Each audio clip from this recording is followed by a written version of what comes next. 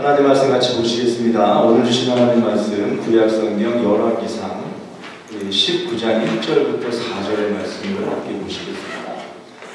구약성경 열왕기상 19장 1절로 4절의 말씀 함께 보시겠습니다.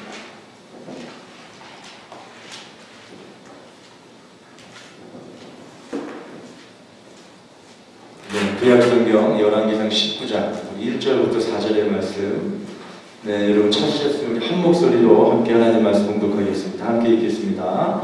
아합이 엘리야가 행한 모든 일과 그가 어떻게 모든 선지자를 칼로 죽였는지를 이세벨에게 말하니, 이세벨이 사신을 엘리야에게 보내어 이르되 내가 내일 이맘때에는 반드시 내 생명을 저 사람들 중 한 사람의 생명과 같게 하리라.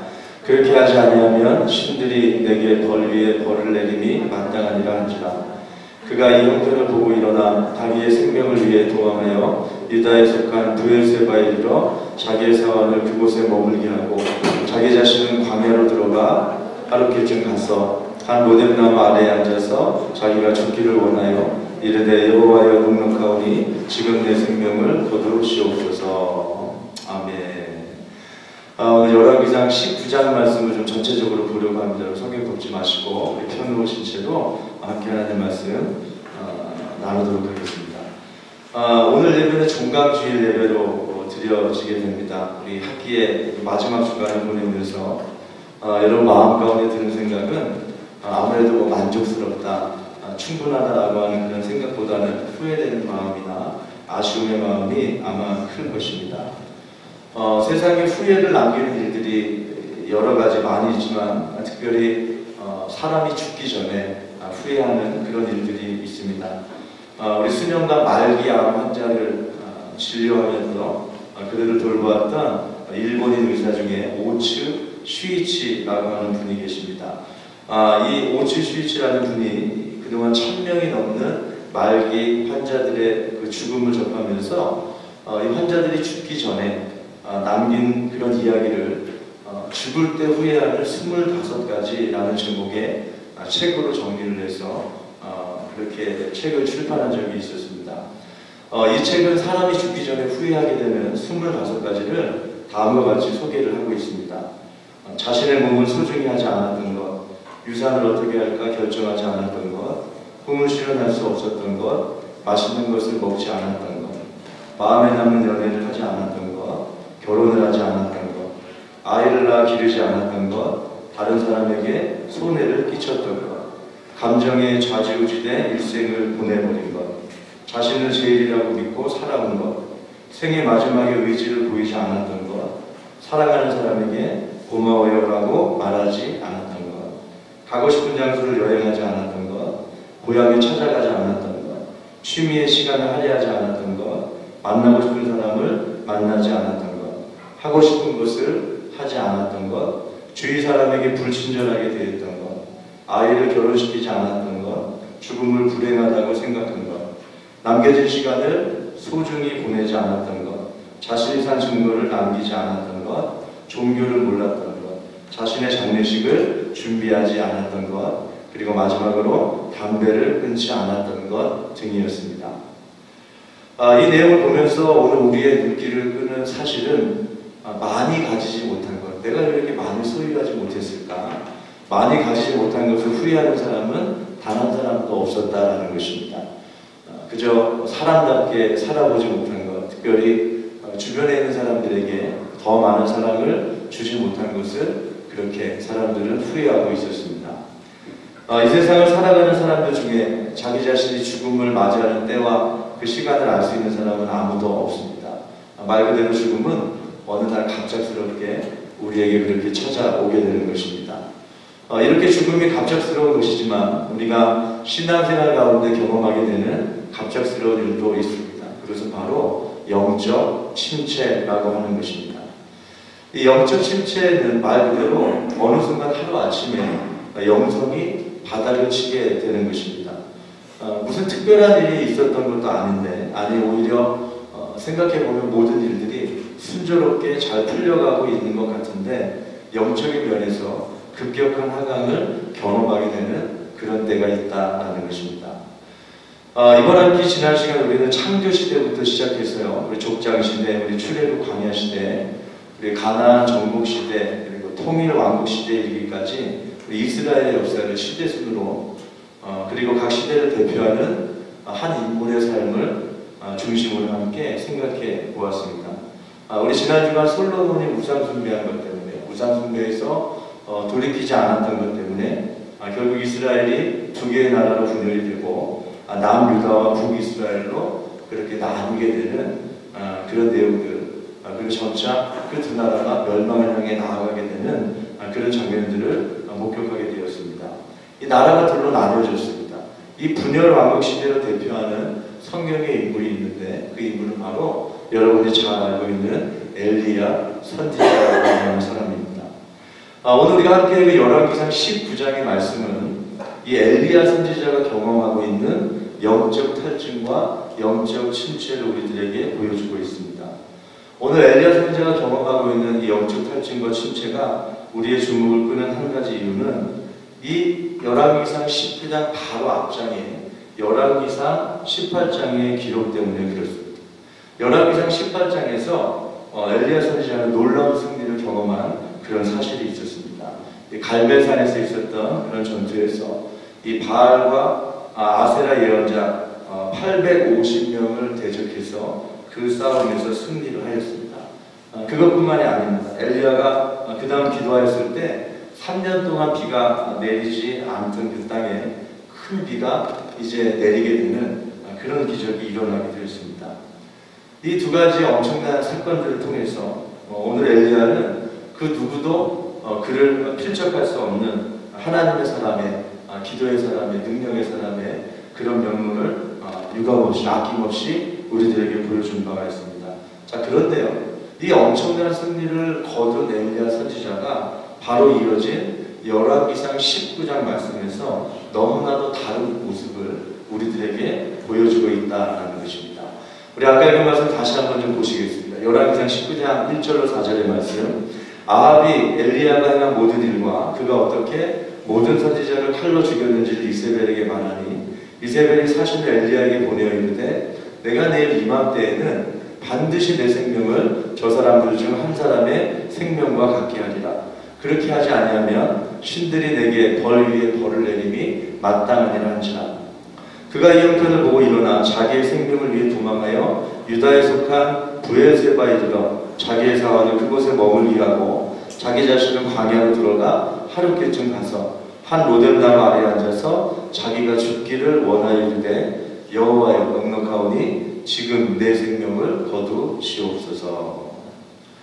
바알과 아세라 예언자 850명을 처단하고 3년간의 감옥을 기도로 극복해낸 이 역사의 길이 남을 만한 신앙의 영웅이요, 갑작스러운 신앙의 침체를 경험하면서 이제는 도망자 존재가 되어버리고 말았던 것입니다. 오늘 말씀에 엘리야가 도망을 간 이 브엘세바라고 하는 곳은 남유다에서도 또 남쪽 끝에 위치한 그런 곳이기도 합니다. 엘리야는 북이스라엘에서 활동하는 그런 선지자였는데요. 이 북이스라엘에 있었던 엘리야가 저 남유다의 가장 남쪽 끝인 브엘세바까지 갔다라는 것은 더 이상 도망할 곳이 없는 그 땅끝까지 도망을 하였다라고 하는 그런 의미를 가지고 있는 것입니다. 오늘 엘리야의 마음 가운데 그 두려움의 마음이 얼마나 컸으면 더 도망갈 곳이 없는 그곳까지 도망을 가게 되었을까? 그의 마음의 두려움의 크기를 우리가 미로 짐작해 볼 수 있는 그런 대목이기도 합니다. 그렇습니다. 오늘 우리 신앙 가운데 영적인 침체는 이렇게 우리들에게 오는 것입니다. 850명과의 전투에서도 추호의 흔들림이 없었던 믿음의 사람이 당사자도 아닌 이세벨이 보낸 심부름꾼이 대신 전했던 그 말 한마디, 그 말 한마디에 무너지는 것입니다.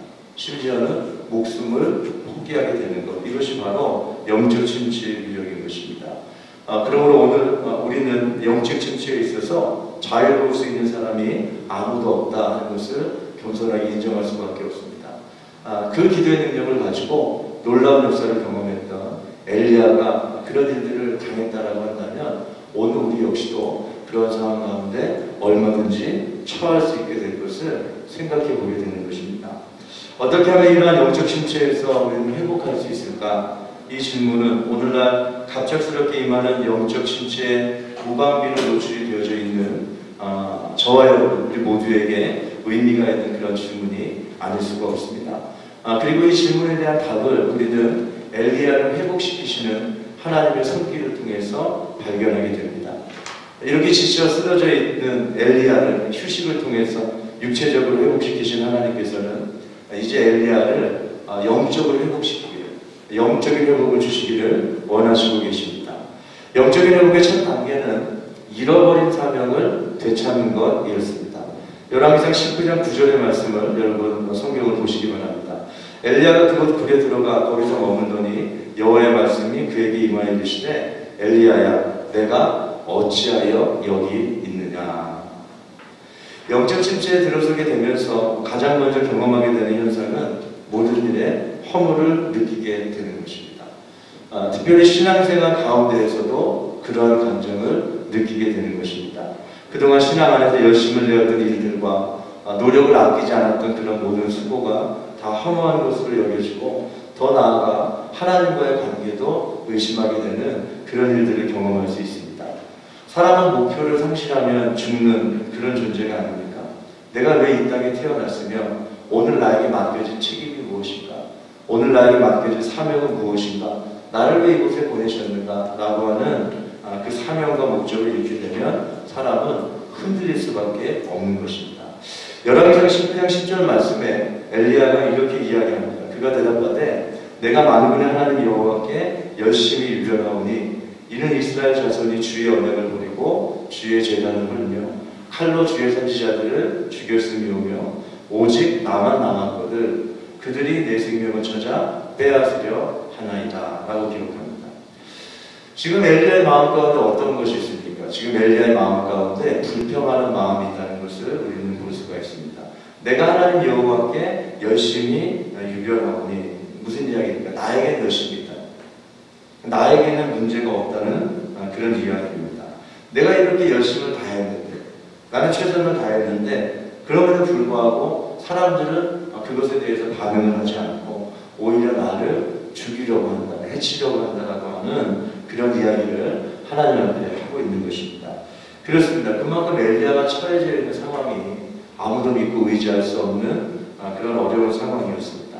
자, 그런데 그 마음을 가지고 있는 엘리야에게 하나님이 말씀하시는 거예요. 내가 어찌하여 여기 있느냐. 내가 어찌하여 여기에 있느냐. 하나님께서는 엘리야에게 너는 여기서 지금 무엇을 하고 있느냐 물으시면서 그 받은 사명을 다시금 일깨워 주기를 원하셨고 이 사명을 다시 한번 발견함으로 영적인 침체에서 벗어날 길을 찾게 하셨다라는 것입니다. 하나님께서 엘리야를 기름 부으시고 보내신 곳은 북이스라엘이었습니다.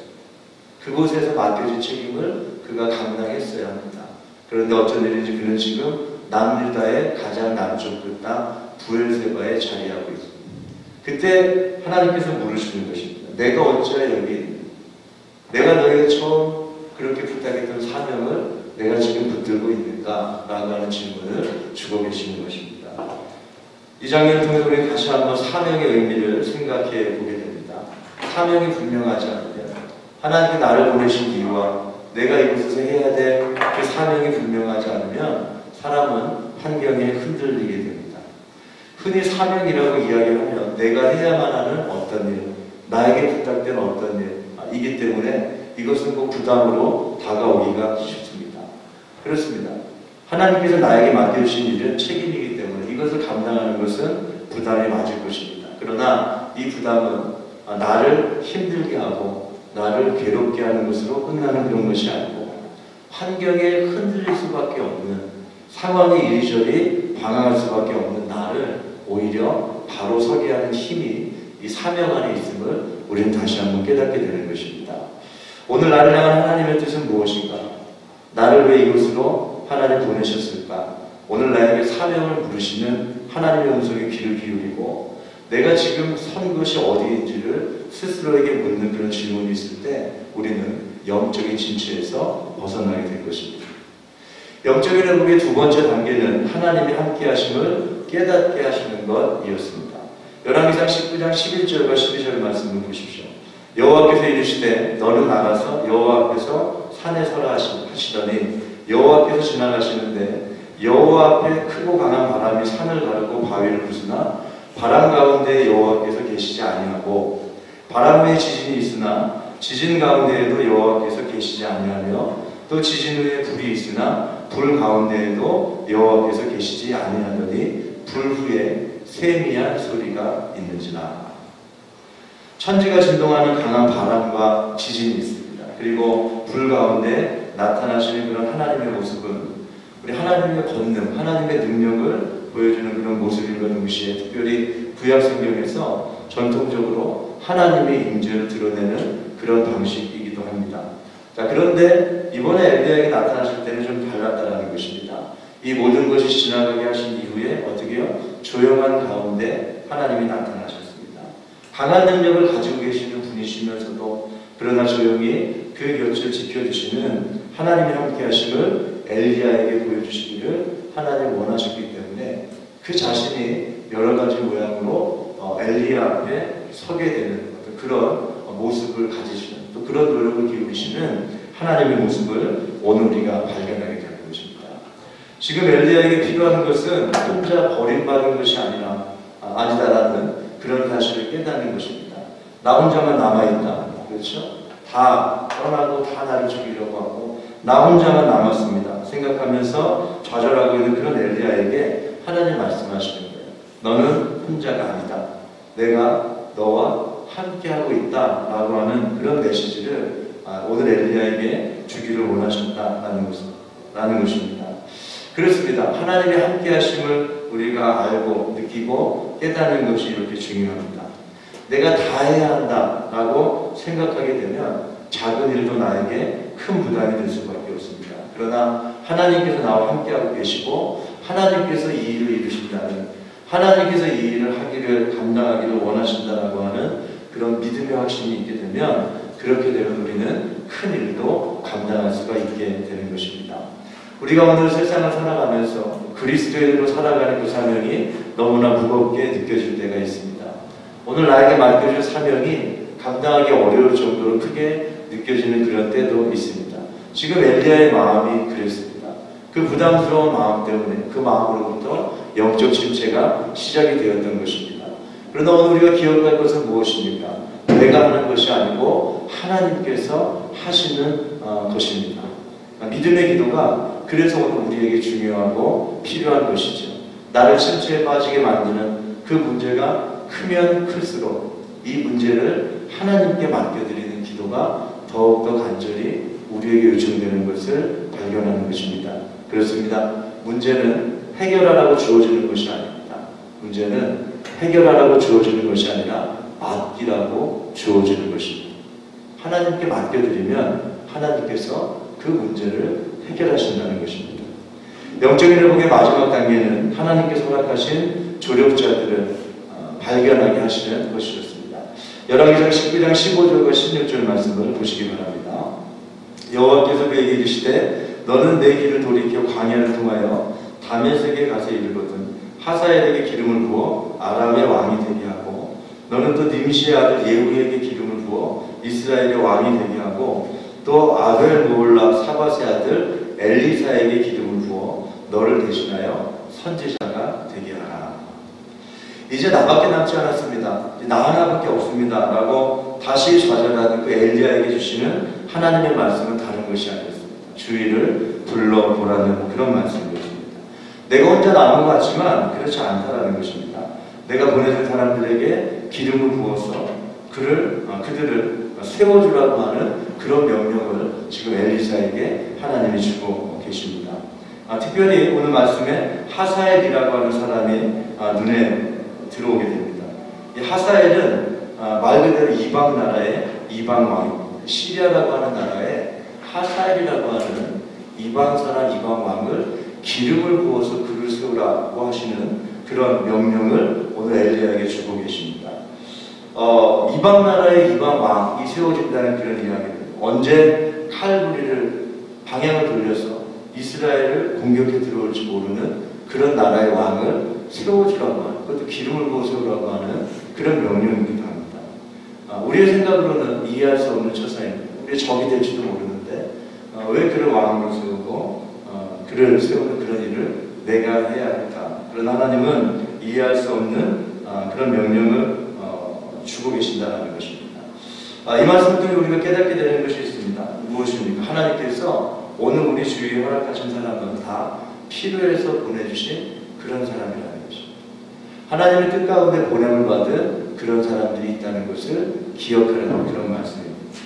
미국의 대통령이었던 아브라함 링컨 대통령에게는 말할 수 없는 수모와 욕설을 일상을 안겨주는 그런 정치적인 대적이 한 사람이 있었다고 합니다. 이 사람은 늘 아브라함 링컨에 대한 그런 이야기를 주변 사람들에게 하면서 링컨의 외모가 그렇게 좋지 못한 것으로 유명하지 않아요. 이런 링컨의 못생긴 외모를 사람들 앞에서 이야기하면서 웃음거리로 삼고 놀려대게 일쑤였다고 합니다. 그런데 링컨이 대통령에 당선된 이후에 정부를 조직하면서 다니면서 자기를 조롱하고 놀렸던 이 사람을 국방부 장관의 자리에 임명하게 되었습니다. 주변에 있는 참모들이 난리가 난 것입니다. 그 사람이 얼마나 조롱을 하고 놀리고 다니고 얼마나 모욕을 많이 주었는데 왜 그 사람을 정부의 요직에 그렇게 세우려고 하십니까? 그 사람은 안 됩니다. 라고 그 행동을 문제 삼아서 반대하는 그 참모들에게 링컨이 다음과 같은 이야기를 했다고 합니다. 이제 그 사람은 나의 적이 아닙니다. 나는 적이 없어져서 좋고 그 사람이 나를 돕게 되었으니 나는 도움을 받아서 좋지 않습니까? 내가 이 사람을 용서하고 중요한 자리에 임명한 것으로 인해서 내가 잃은 것은 아무것도 없습니다. 라고 이야기했다는 것입니다. 그렇습니다. 설사 그 사람이 대적이라 할지라도 기름을 부어주는 것입니다. 기름을 부어서 세워주는 것입니다. 그러면 그 사람을 통해서 내가 영적인 침체에서 벗어나는 그런 일들을 경험하게 된다는 것입니다. 마지막 말씀 열왕기상 19장 18절의 말씀입니다. 여러분 잘 아시는 말씀이죠. 그러나 내가 이스라엘 가운데 7,000명을 남기리니 다 바알에게 무릎 꿇지 아니하고 다 바알에게 입맞추지 아니하는 자니라. 그렇습니다. 나 혼자만 남았다라고 하는 엘리야의 주장은 사실이 아니었습니다. 7,000명이라고 하는 사람들이 아직 남아있었던 것입니다. 이 7,000이라고 하는 이 인원은 당시 이스라엘 전체 인구를 생각할 때 결코 작은 숫자가 아닌 것으로 우리는 알게 됩니다. 이렇게 하나님께서 예비하신 그런 사람들이 있다는 것입니다. 그렇습니다. 오늘 엘리야에게 명하신 것처럼 믿음으로 하사엘을 세우고 예후를 세우고 그리고 엘리사를 세워주시기 바랍니다. 여러분 가정에 남편에게 기름을 부으셔서 가정의 믿음으로 세워주시고 여러분 아내에게 또한 기름을 부으셔서 기쁨의 통로로 여러분 자녀에게 기름을 부으셔서 축복의 통로로 그렇게 세워주시기를 바랍니다. 그렇게 여러분 교회 리더들을 세워주시고 우리 함께 신앙생활하고 있는 주위의 친구들과 교우들을 세워주시기를 바랍니다. 그렇게 기름 부어 세워지는 모든 과정 중에 놀라운 하나님의 회복의 역사를 오늘 우리는 경험할 수 있게 되는 것입니다.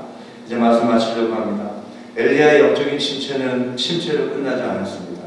이 영적인 침체가 있었기 때문에 엘리야가 믿음의 눈을 바로 뜰 수 있었습니다.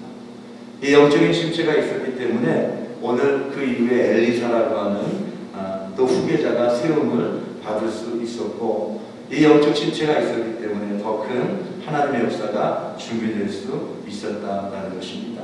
그렇습니다. 하나님은 우리에게 좋은 것을 주시는 분이십니다. 늘 좋은 것을 주시는 이 하나님을 믿음으로 의지하시면서 승리하시는 이번 한 주간 여러분의 삶에